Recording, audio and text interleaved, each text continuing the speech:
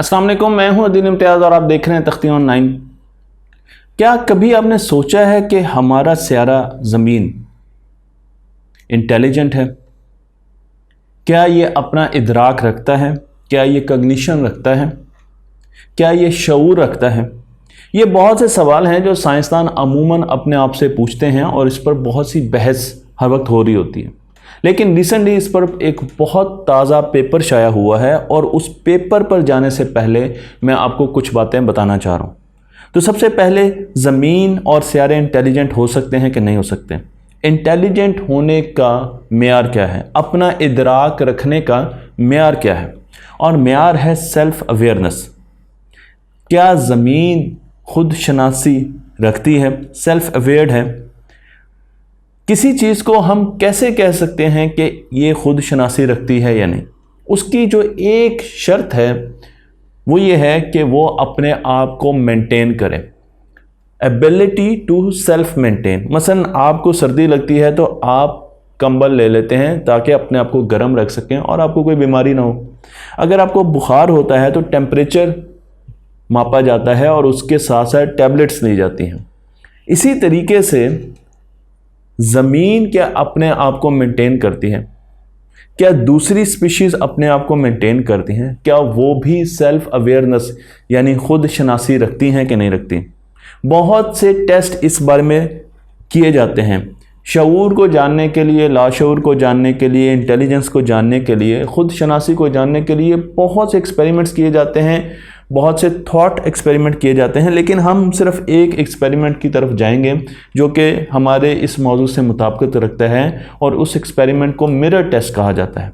मसलन अगर आप एक बच्चे के चेहरे पर एक लाल रंग का धब्बा लगा दें और उसे शीशे के आगे खड़ा कर दें, आईने के आगे खड़ा कर दें, तो वो फ़ौरन उस धब्बे को देखना शुरू करेगा, उसको मिटाने की कोशिश करेगा या उससे खेलना शुरू कर देगा। इसका मतलब यह है कि उसके अंदर सेल्फ अवेयरनेस है, वो अपने आप को मेंटेन कर रहा है, उसको नज़र आ रहा है कि एक अजाफी चीज़ आ गई है और मैंने इसे ख़त्म करना है।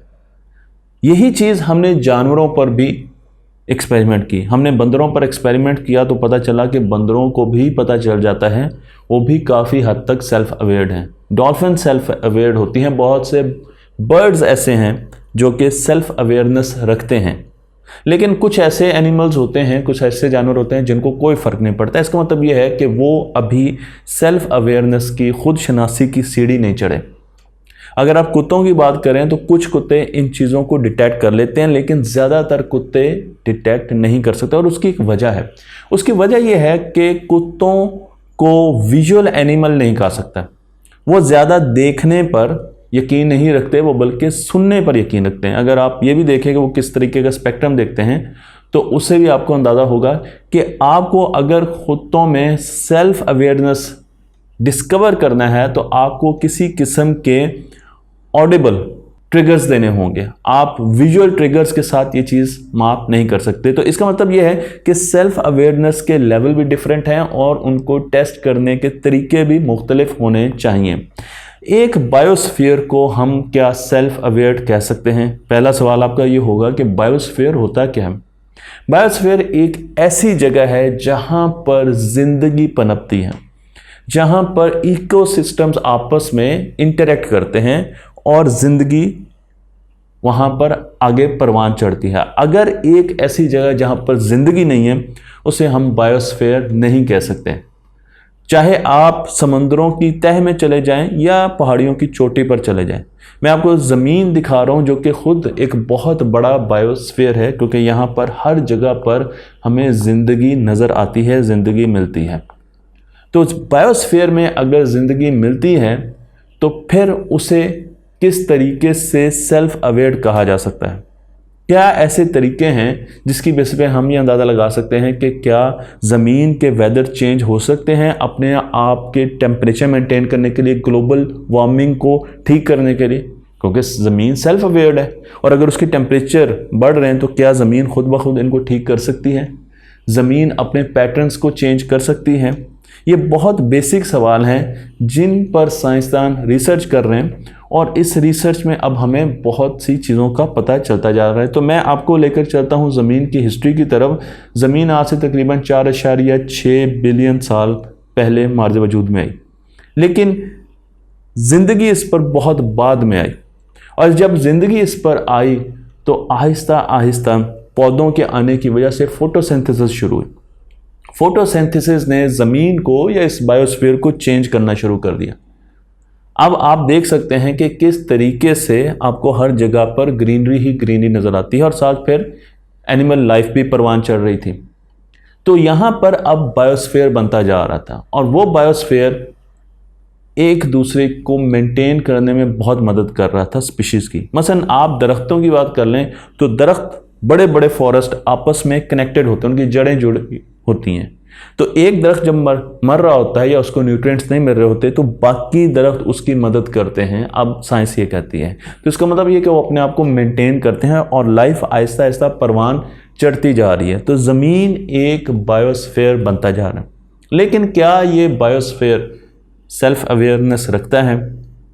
इंसान के आने के बाद इस बायोस्फीयर की सूरत हाल बदलती गई। इंसान ने आते ही कुछ अरसे के बाद इंडस्ट्रियलाइजेशन करनी शुरू कर दी, ज़मीन में ग्रीन गैसेस छोड़ना शुरू कर दी। उसकी वजह से ज़मीन के टेम्परेचर बढ़ते गए, स्पीशीज़ ऐसा ऐसा ख़त्म होना शुरू हो गई हमारी वजह से, और इंडस्ट्रियलाइजेशन ने इस बैलेंस को डिस्टर्ब कर दिया।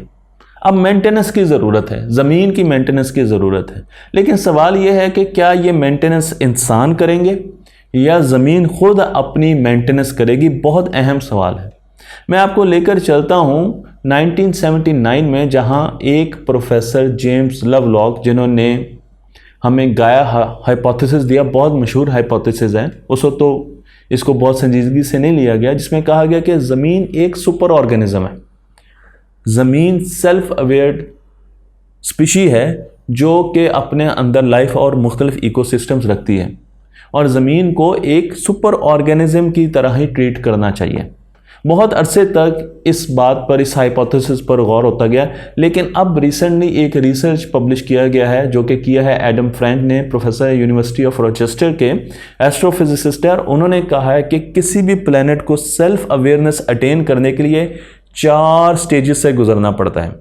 यहाँ पर मैं उन 4 स्टेजेस का आपके सामने एक जायज़ा ले रहा हूँ। तो पहली जो स्टेज है जो आपको नज़र आ रही है, ये स्टेज है इमेच्योर बायोस्फीयर की, यानी वो प्लैनेट बायोस्फीयर तो बन रहा है लेकिन अभी वो प्रॉपर तरीके से बायोस्फीयर नहीं बना। मसलन आप अगर उसका स्पेक्ट्रम देखें तो आपको नज़र आएगी CO2 बहुत ज़्यादा है और मीथेन ज़्यादा है, लेकिन ऑक्सीजन नज़र नहीं आएगी। इसका मतलब ये है कि अभी इस प्लैनेट पर प्लांट्स नज़र नहीं आ रहे हमें। तो ज़मीन का वो फेज़ जब उस पर प्लांट्स मौजूद नहीं थे, ये उस फेज़ की निशानदेही कर रही है कि हम इमेच्योर बायोस्फीयर में मौजूद थे। उस पर जब कोई वेजिटेबल नहीं थी, कोई ग्रीनरी नहीं थी, फोटोसिंथेसिस नहीं हो रहा था। लेकिन उसके बाद फिर वो प्लैनेट अगली स्टेज में आता है और वो स्टेज है मैच्योर बायोस्फीयर की। मैच्योर बायोस्फीयर मैं आपको यहाँ पर दिखा रहा हूँ। ज़मीन 2.5 बिलियन साल से 540 मिलियन साल पहले तक इस पूरी विंडो में मैच्योर बायोस्फीयर में थी, उस फेज़ में थी।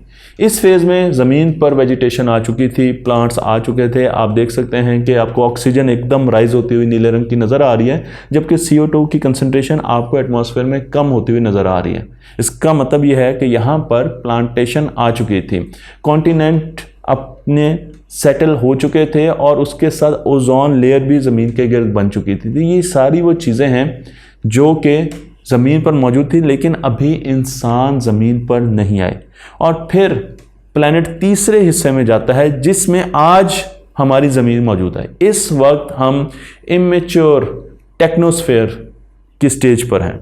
इमेच्योर टेक्नोस्फेयर का मतलब ये है कि इस वक्त एक इंटेलिजेंट मखलूक इस सियारे पर आ चुकी है, इस प्लैनेट पे आ चुकी है, जो कि हमारे केस में ह्यूमंस हैं, और वो टेक्नोलॉजी डेवलप कर रही है। लेकिन ये टेक्नोलॉजी इमेच्योर टेक्नोलॉजी है। इसका मतलब यह है कि इसकी वजह से CO2 लेवल्स बढ़ते जा रहे हैं। इसकी वजह से CFCs जो हैं वो हमारी ऐसी सिंथेटिक गैसेस जो हम प्रोड्यूस कर रहे हैं वो बढ़ती जा रही हैं और उसकी वजह से ओवरऑल स्पीशीज़ कम होती जा रही हैं, ज़मीन के टेम्परेचर बढ़ते जा रहे हैं।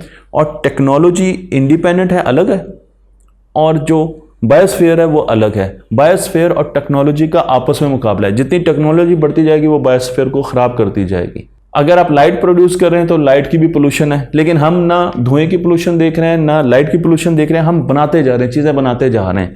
तो इस वक्त हम इस स्टेज पर हैं जहां पर बायोस्फीयर की और हमारी आपस में जंग हो रही है। लेकिन अभी हमने चौथी स्टेज में जाना है और चौथी स्टेज है मैच्योर टेक्नोस्फेयर।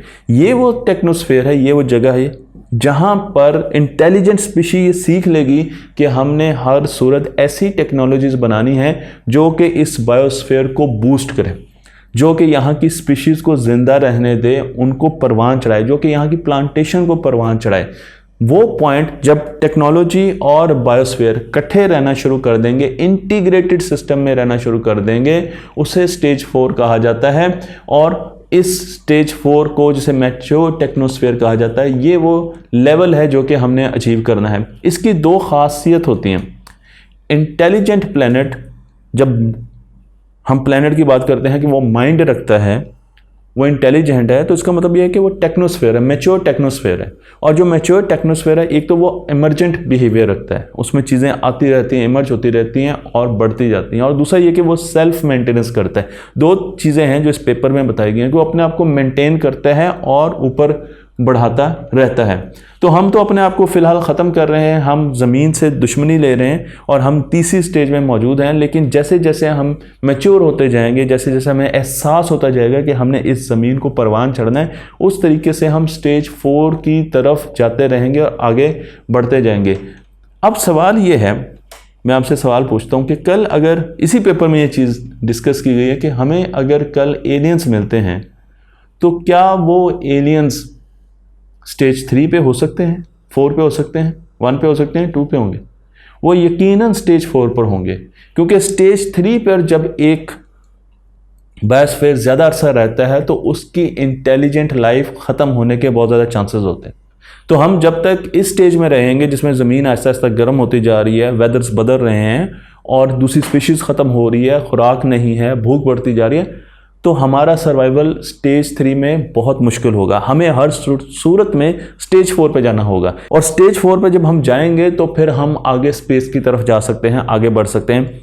तो जो एलियंस हमें मिलेंगे वो यकीनन ऐसे सियारे से होंगे जो कि इंटेलिजेंस अचीव कर चुका है, स्टेज 4 में जा चुका है। बिल्कुल ऐसे एक्सपेरिमेंट के तौर पर मैं आपको ये एग्जाम्पल दे रहा हूँ कि हमने आर्टिफिशियल इंटेलिजेंस को बनाया, इंसान ने आर्टिफिशियल इंटेलिजेंस को बनाया और उसको इंटेलिजेंस दी, लेकिन अब वो इतनी बढ़ गई है इंटेलिजेंस कि वो इंसान की मदद कर रही है ओवरऑल ज़्यादा इंटेलिजेंट होने में। जो मसले, जो प्रॉब्लम्स हम सदियों से हल नहीं कर सके, अब आर्टिफिशियल इंटेलिजेंस की वजह से हम सालों में हल कर रहे हैं।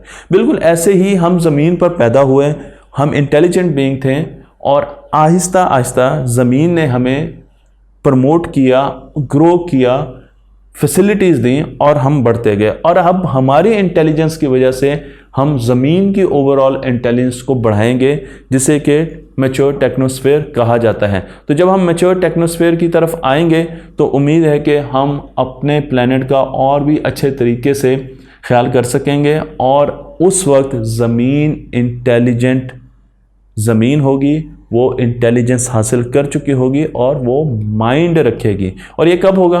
ये उस वक्त होगा जब आपकी सारी चीज़ें कनेक्टेड होंगी। इंसान इंटेलिजेंट कब होता है? जब उसके दिमाग के न्यूरॉन आपस में कनेक्शन मिलाते हैं, हर चीज़ दूसरे से कनेक्टेड होती है। इसीलिए इस पेपर में ये कहा गया कि अगर आपकी स्टॉक एक्सचेंज आपके जंगलों के साथ कनेक्टेड है ना, आपके इंटरनेट के साथ कनेक्टेड है, हर चीज़ दूसरी चीज़ के साथ कनेक्टेड है, यानी जो छोटे छोटे बायोस्फीयर्स हैं वो भी आपकी टेक्नोलॉजी के साथ कनेक्टेड होंगे। आप कोई भी टेक्नोलॉजी लाएंगे तो उसमें देखेंगे कि इसमें कोई बायोस्फीयर, कोई इकोलॉजी, किसी किस्म की लाइफ तो डिस्टर्ब नहीं हो रही। तब आप उस स्टेज को अचीव करने की कोशिश करेंगे जिसमें ज़मीन इंटेलिजेंट होती जाएगी, जिसमें हम एक प्लैनेट को इंटेलिजेंट प्लैनेट बना देंगे। लेकिन अभी भी हमें पता नहीं है कि हमने ये अचीव कैसे करना है। मुझे उम्मीद है कि ये वीडियो आपको पसंद आई होगी। एक नया तरीका है सोचने का और आप इस इल्म को दूसरों तक पहुँचाएँगे। तख्ती ऑनलाइन को लाइक कीजिए, शेयर कीजिए और इस इल्म को दूसरों तक पहुँचाते रहिए।